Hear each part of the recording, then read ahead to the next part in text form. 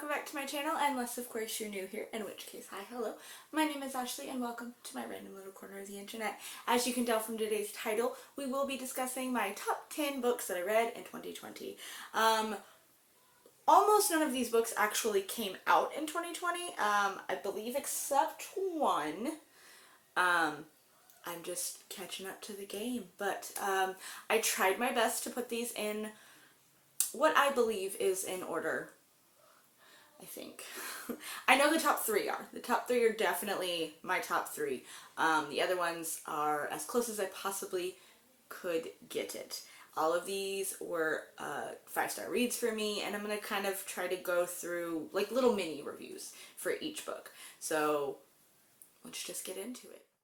The first book on the list I did read as an ebook, so I'm going to pop up the cover right here, is A Love Story for Witches by Jason Headley.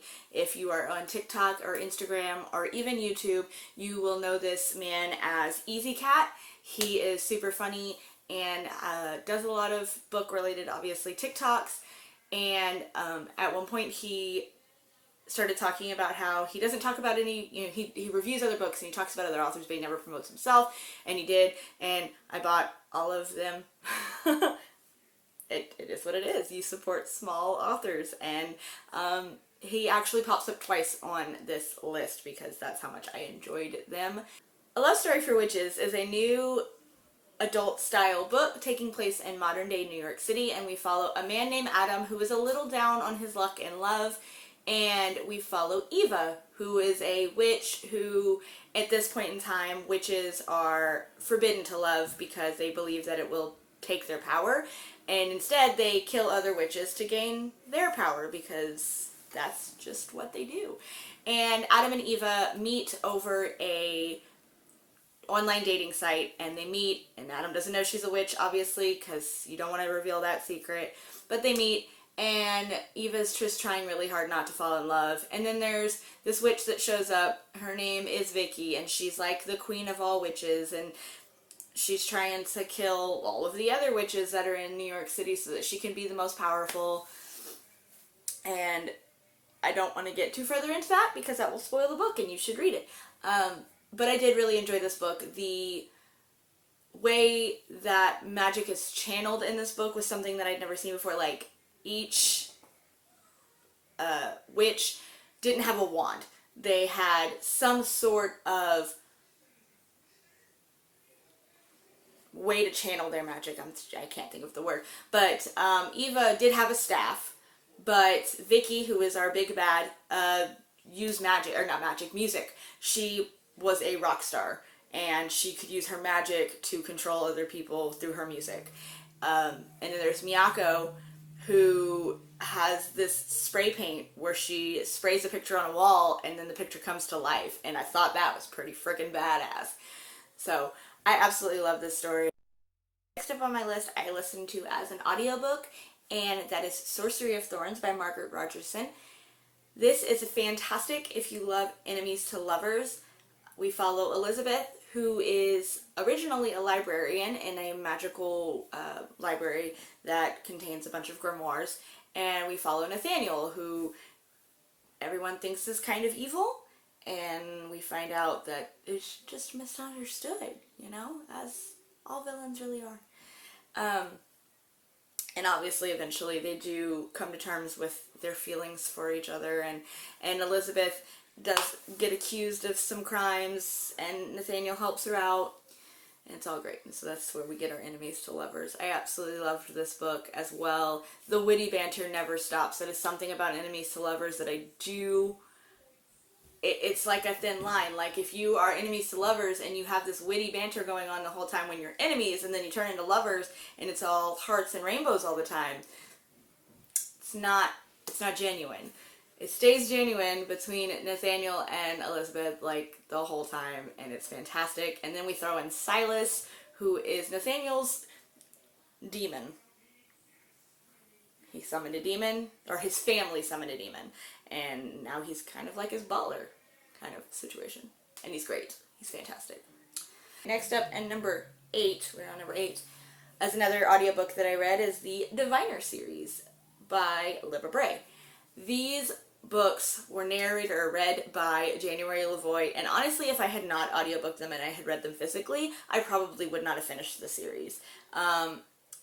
They are a thriller, horror, I don't know, they're kind of creepy, honestly, and had I physically read them, I probably would not have made it past maybe the second book, because it's just not me. It's just not what it... But January LaVoy does such a fantastic job of reading it. She has a different voice for every single character. She gives the creep factor to the bad guys. It was just, mwah, it's fantastic. And that is the main reason why this is on the list. The book itself is great. The reading of the book was phenomenal.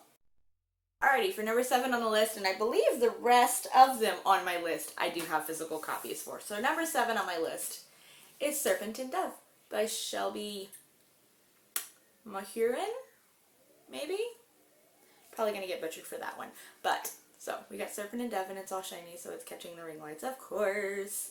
We follow Lou and Reed. Lou is a witch, again. There is a theme here. It's okay. Lou is a witch, and Reed is a witch hunter. And again, it is another enemies to lovers. It's my favorite trope. It really is. And we are in France. Yes, we're in Paris. We are in France, and Lou is hiding the fact that she is a witch because obviously there are witch hunters out there and they are being persecuted by the church. And then we find out that her mother is the big bad of all witches, and she's trying to hide who she is, and there's a forced marriage between Lou and Reed, even when they're still enemies, and they haven't had time to actually even know each other. They had literally just met that day, and in order to help her out, basically, they got married, and it was kind of weird and a little rushed. It all happened within the first 10 chapters, but then it's okay. It blossomed and it bloomed, and it was wonderful. But this is where I'm talking about, again, the witty banter continued. It never stopped. Once they actually do fall in love, the fierceness in Reed to protect his wife is just like book, boyfriend, husband, A++. Truly. Reed is great. Reed is, everybody should want to read in their life. He does struggle a couple of times, but he's... Alrighty, next up on the list at number 7, I have Cinderella is Dead by Kaylin Barron. This is the only book that is on this list that actually did come out in 2020. It was the debut novel for Kaylin, and again, first off, if the ring light will not catch it, this cover is gorgeous. It straight up just looks hand painted, so the details in her hair and the lighting on her face and skin and everything is just, oh, that's beautiful. But that's not why it's on my top 10 list. The story follows, it is 200 years after Cinderella, yes, the famous princess, has died. Just because she died. And every year, the girls of this city are forced to go to a ball in which they are basically paraded around like cattle. They go into the ball, they dance, they look pretty, and there is a line of male suitors waiting for them. And they are only allowed to go to this ball 3 times, and if they are not chosen by their 3rd time, then they mysteriously disappear. The king takes care of them, basically. And I mean like that in a negative sense.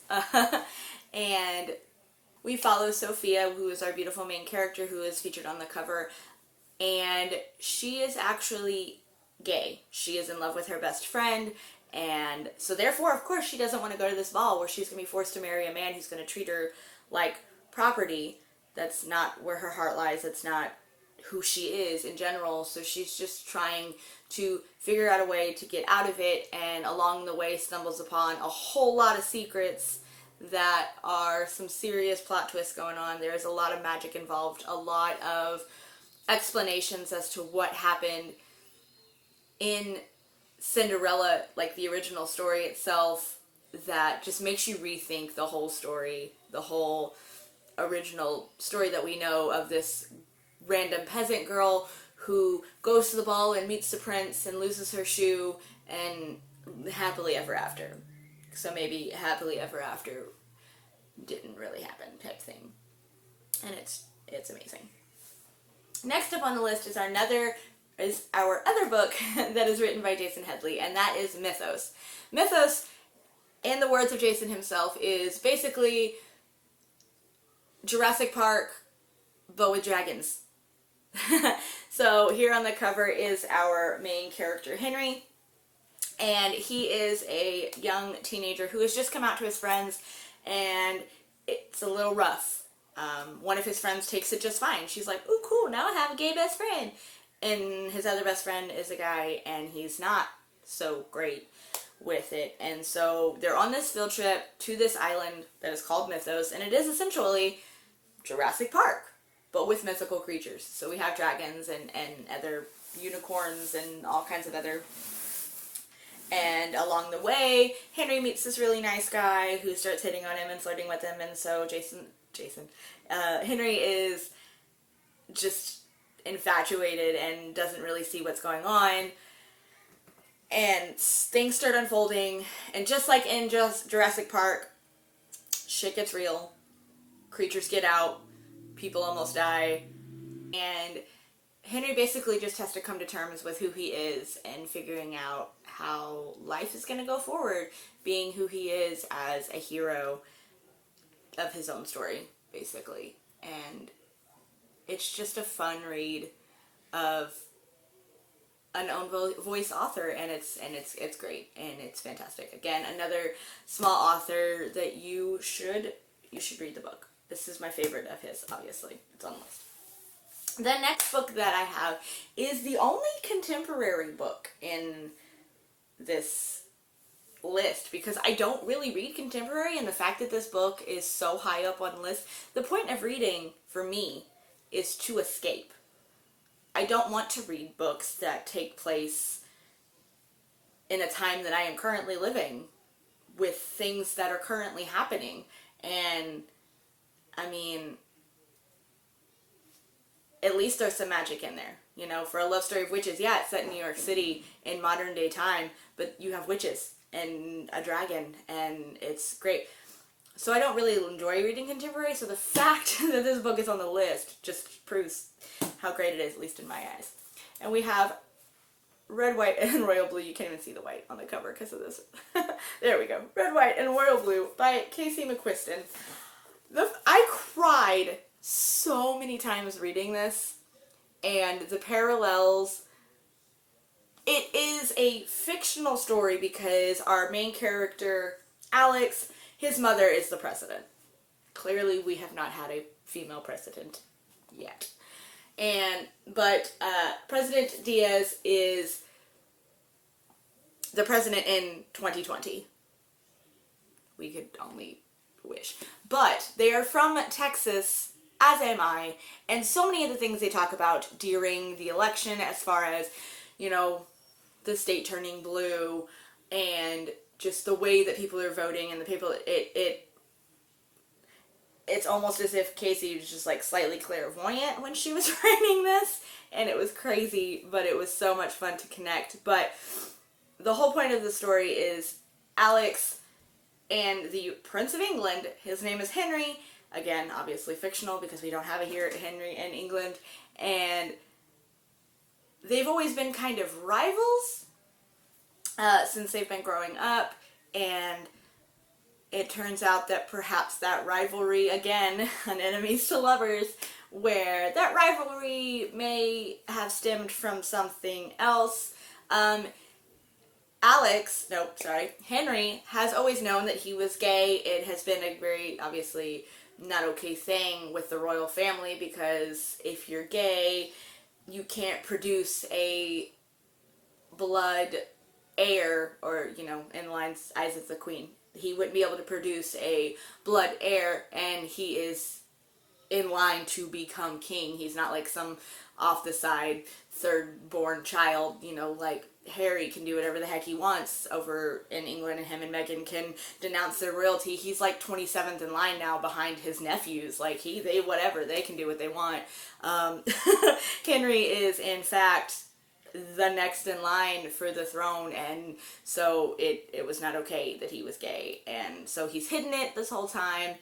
And Alex has always been a womanizer. He's had lots of girlfriends and all this like this, so the fact that he is finding Henry so attractive and things start happening freaks him out, and it just, their relationship and their, something goes down at the toward the beginning of the book where their publicists make them be friends. They're like, no, you guys are now best friends, and that's how it's going to appear, and everything like this. And that's truly what it is that it's just supposed to be a friendship, and then that friendship turns into more behind the scenes, and then it's just, as a normal relationship progresses, things start happening. And I literally, there was one point in time toward almost to the end of it, I literally had to put the book down and cry. And then I picked it right back up because I was like, I cannot go. This was like 2 o'clock in the morning. I was like, I cannot go to bed until they are okay again. And it just, it was funny, and it was heartbreaking, and it was just real. And again, I don't like real in my books, but there was something about this. It just, it was great. It was fantastic. Next up, I have talked about this. I'm sure 2020 was an incredibly long year, and I read these next 3 toward the beginning, so I probably talked about them quite a bit. Next up is Renegades by Marissa Meyer. This book takes place after, it's a post-apocalyptic dystopian type story where we have people who are super, and we have the group of, good guys, and then we have the Renegades that are, or not the Renegades are the good guys, and we have the anarchists that are still super, but they are very against everything that the Renegades stand for and believe in, and they're just trying to give power back to the people, as opposed to, it's more of a, the Renegades are the government kind of situation. And we follow a character named Nova, who, her entire family was killed when she was a child, really. I can't quite remember her age, but she was a child. Her entire family was killed, and the whole thing is that she believed it was almost like a fairy tale where, like, if you wish hard enough, the Renegades will show up and they will help you, and there's always someone going to be there. And there wasn't, nobody showed up to help them, and her family was murdered in her home. She was able to hide and survive. Her special power is that she can put people to sleep and touch, and so her superhero name, her villain name is Nightmare, but she does infiltrate the Renegades and joins a team, and they call her Insomnia because she also can't actually sleep, and that has less to do with her power and more of the fact that every time she goes to sleep, she hears the gunshots of her parents and her little sister being murdered. I feel like that would prevent anybody from sleeping. But she joins this Renegades team, and she meets this very nice boy named Adrian. Again, grade A book boyfriend. I adore him. His special power is that he can, again, draw things, and they come to life. But this was a very, not extremely different take on a dystopian style book, but it is interesting. More of a haves and haves not type situation where if one person is special, should everybody be special? And if everybody is special, is anybody?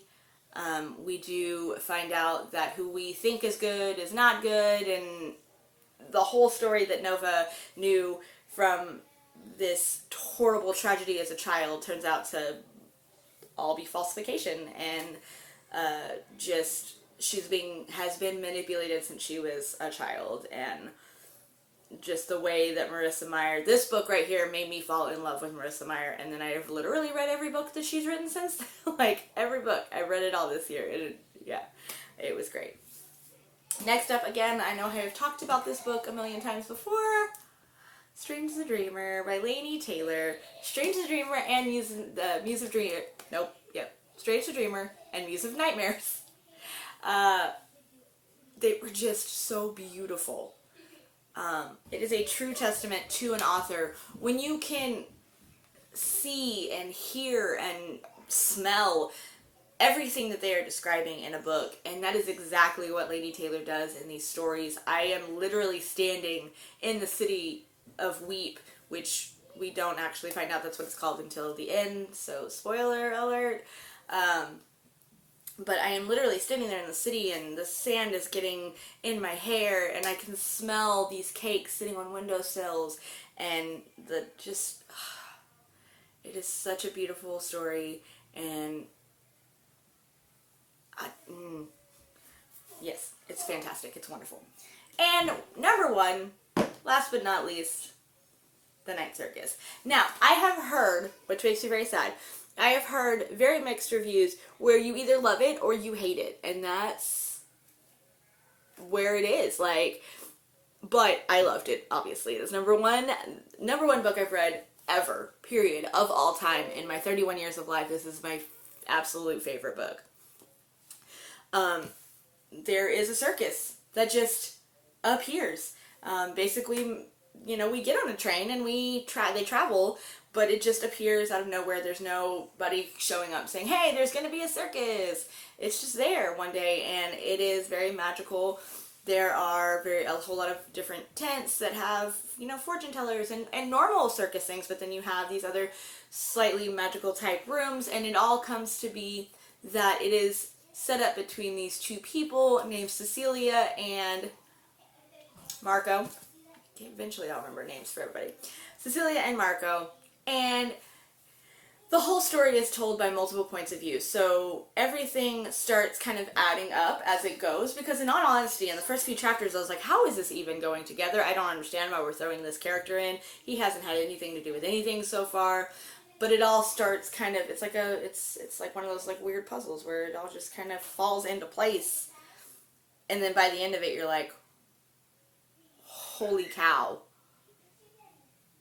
And you almost want to immediately reread it so that you can watch it fall into place. Yeah, it's beautiful. It just is. Alright guys, so this has been an absolute hot mess of a video. I am terrible at reviews. I'm trying to get better. It is one of my 2021 resolutions to be able to get better at actually reviewing books and being like eloquent in my words and the way I talk about books, because otherwise it would literally just be like this video was, where it was beautiful and I loved it because it was amazing. Like, you know, so down below in the comments, drop to me and tell me what your number one book for 2020 was. How many did you read? And me, I set a goal for myself of reading 30 books, and then life happened in 2020 as it did, and I ended up reading 55. So my goal for this year is actually to read 60 and beat my number for last year. So go ahead and tell me that too. What is your goal for 2021? And that's going to be it. So until next time, guys, bye.